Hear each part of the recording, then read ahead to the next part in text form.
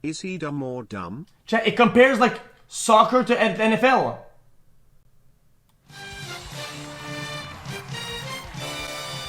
If you had to guess what the 20 most valuable sports teams on Earth are, where would you start?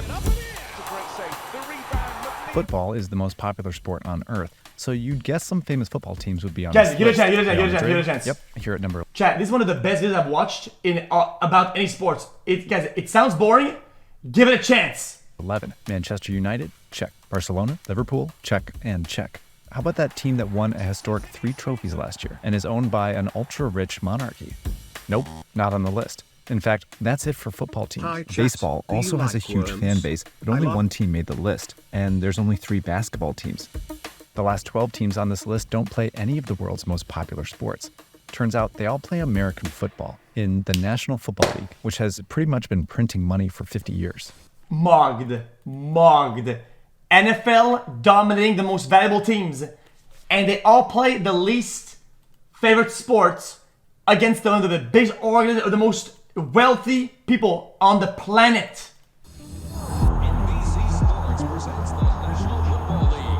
Today, the NFL makes more money than any other sports league in the world, and it's not even close. Chat, guys, look at it. Look at it. NFL, one of the least watched or played sport compared to the other ones, and it's rolling, everybody. Sports league in the world, and it's not even close. What did the NFL figure out that all the other sports leagues didn't? And will any of them ever catch up? The 50, Harper chasing, they're not going to catch him, it's going to be touchdown!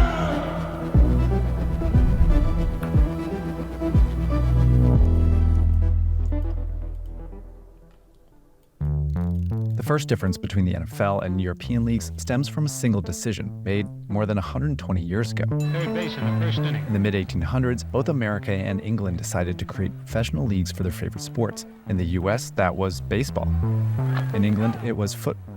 Okay, quickly before we move on, because this video is ultimately about American football, I'm going to call this sport football and this sport soccer. Apologies to my non-American viewers, but that's just how we're going to do it. Both countries wanted to create a league where, 1, all the best teams in the country could consistently play each other, and 2, the team owners would make money. But each achieved this in different ways because they have different geographies. In the US, the major cities, and therefore the best teams, are far apart. A round trip for the Boston team to play the St. Louis team would take almost 3 days of travel, which cost the owner a lot of money. He needed to pay his players for all that time, and in fact make them full-time employees, which was new back then. So when the National League formed, it gave them some guarantees. First, a monopoly over their territory. The league wouldn't let in another Boston team, so they would always be the best team in their region, allowing them to attract them. I got it. I'll skip to the parts that are gonna make you the most mad then. How about that? League are promoted up, and the bottom few are. Leagues don't have a salary cap like the NFL does, so rich teams can spend far more than the others and win more. This is why the Premier League finished like this in 2023, and why only 5 teams have won it. Look how disgusting that is. Look at this shit. In the past decade. Today, every European country's soccer league works roughly in the same way, and many are dominated by the richest teams. But because they're in open leagues, they're still considered less valuable than most NFL teams. See, investors know if an NFL team finishes dead last, it gets to stay in the NFL next season, making NFL money. But in a European league like the Premier League, when a team finishes last, they're kicked down to the lower, less popular league, where they'll make far less money. Even the threat of that happening is pressuring Premier League teams to spend dangerous amounts of money. Newcastle United have broken their transfer record. The English Premier League's record summer spending has come to an end. Take Manchester City, who earned $788 million in revenue in 2022, the most in the Premier League. That year, the Washington Commanders made $545 million. Chat, what the fuck is a Washington Commander, chat? What the fuck is that? The 8th most in the NFL. But Manchester City spent more than $614 million on player wages, while the Commanders were only allowed to spend $214 million because of the NFL's salary cap. That's the biggest reason why the Commanders ended up making $30 million more in profits. In fact, every NFL team was more profitable than Manchester City, which, again, was the most profitable team in England. Most teams in the Premier League actually lose money. Even though soccer teams are more popular than football teams, investors consider NFL teams to be more valuable because that league's guarantees and cushy safety net makes them a far safer bet than Europe's teams that need to spend big and get lucky just to maybe make a profit. But that leaves one more question about this list that becomes glaring when you expand it to the top 50. American baseball teams are in a closed league, but there are only 5 here. That's insane. And American basketball teams are in a closed league. Bro, that's awful. With a salary cap, but there's only 6. Meanwhile, almost every NFL team is on this list. That's because the NFL saw what the future of sports would be long before anyone else did. Who doesn't enjoy a football game if you're one of the lucky ones able to get a ticket? Thanks to the newest marvel of modern science, television, you can just lean back in a comfortable chair at home, relax, and watch the game. In 1946, there were approximately 12,000 Salary cap and no relegation, yet the players are as competitive as it gets. Because if you pay somebody more, it doesn't mean that they're going to play better. There's a big psychology content around that. It's not because you pay somebody more that they'll do better. television sets in the US. 4 years later, there were about 4 million, and they were increasingly tuned to live sports. Major League Baseball broadcast its first game in 1939. 2 months later, the NFL followed. It was the start of a close relationship with television companies that would be another key ingredient to the NFL's business success. At first, NFL teams sold their television rights individually to their local stations, but by 1950s, big national networks wanted in. Football was dramatic programming that they could air relatively cheaply, and it allowed them to fill the otherwise boring Sunday afternoon slot. In 1961, the NFL sold the rights to broadcast all of its games to CBS, the first time any sports league sold its how much does it cost, Chat, to buy broadcast license of the football? rights collectively, and the US government sued them. The NFL prevailed and made a second revolutionary decision. In keeping with the spirit of equality, they decided to split that TV revenue equally among the teams. Billions. Arguably, the big city teams deserved a bigger share because they would attract more viewers, but the NFL believed sharing the revenue would enable them to grow rich together and keep every team competitive. And they were right. One team from a small rural town in Wisconsin soon dominated the NFL. The only professional team that ever has won 5 national championships. Green Bay on game day. Community spirit has encouraged these boys and kept them among the leaders. By the late 1960s, TV networks helped make football America's favorite sport. Americans still love baseball and basketball, but NBA teams played 82 games a season, and MLB teams played 162, meaning many games were inconsequential. NFL teams only played 16 games, so every single one of them mattered. The TV networks loved that and paid the NFL more money each year, which the league passed along to the teams. But this TV revenue also pushed the NFL to think of its games not just as sports competitions, but as television products. And we hit the 2-minute warning. That'll bring us to the 2-minute warning, sir. 2-minute warning at the AFC title game. The NFL instructed referees to pause the game 9 minutes into each half if play hadn't stopped yet, creating the first TV timeout.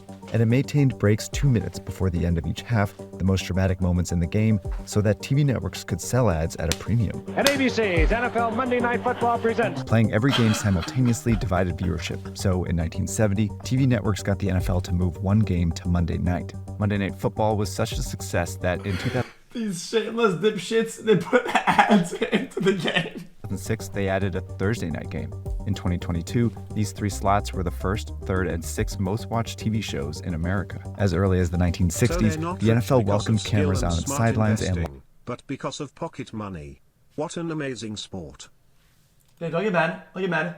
Yo. The Big Ten, a college conference, has a locker 7-year, rooms, $7 then on its billion equipment. deal for Fox, CBS, In the 80s, and it was the NBC first league to have its broadcast referees their use games. instant replay to review plays. The NFL even updated the rules. Hey yo, the only profitable teams in fucking EU soccer and shit like that are the ones that have a fucking gambling sponsor, okay, because everybody knows that they're gonna bet on some fucking rigged ass fucking referee bullshit up this mother sucker. Don't get mad at me. Don't get mad at me. Rules to incentivize Hey, passing I'm saying how it which is. TV audiences enjoyed the most. Deciding Suck it early to to you. optimize itself for television is a major reason why today the NFL can sell its TV rights for far more than any other sports league. In fact, English soccer struggled to get its games reliably on TV until the 1980s, primarily because it was worried it would dissuade fans from attending them in Football person. is way Today, better than Europe's hand-egg. TV audience is divided among the many soccer leagues, while in the US, So this every is football the fan watches profiter the bragging NFL. about. This huge A literal advertising mechanic See? built into the game. Omega lol. I've been saying that. You guys say, oh, dude, that's weird and that's racist, whatever you guys said last time. Because I said, I think everybody over there should play with players of their city or their region. And it'd be this cool, like, city against city. Now it's like, oh, dude, we are whatever the fuck, Barcelona. We have 0 Barcelona players. Like, come on, bro. What is that, man? Huge amount of TV money pouring into a closed league is why the average NFL team is now worth more than $5 billion and therefore make up most of the world's most valuable sports teams, for now. In 2021, 12 of Europe's richest soccer clubs announced they were forming a new Super League. Each would be guaranteed a spot in this closed league, adhere to strict spending rules, and would share TV revenue, a lot like the NFL. It's no surprise that 3 of these teams are owned by people who also own American sports teams. Given soccer's global popularity, a league like that could make these teams billions of dollars every year, catapulting them past NFL teams. Guys, I think the NFL should offer, hold on a minute now, have a few slots of EU guys to join down in the NFL because, guys, be charitable. Let some of the EU guys join on the sport a little bit, have some fun a little bit, man. Maybe so they can make a buck or something, make a buck or two. Teams. They canceled the plan when fans rose up in protest. But they're unlikely to give up because they know it would make them rich. Just look at India. In 2008, when Indians launched a professional cricket league, they styled it after the NFL, creating a closed league, including just a few franchises, and splitting the TV revenue equally. A mere 15 years later, it's second behind the NFL in revenue and closed fast. They knew who to copy, the winners.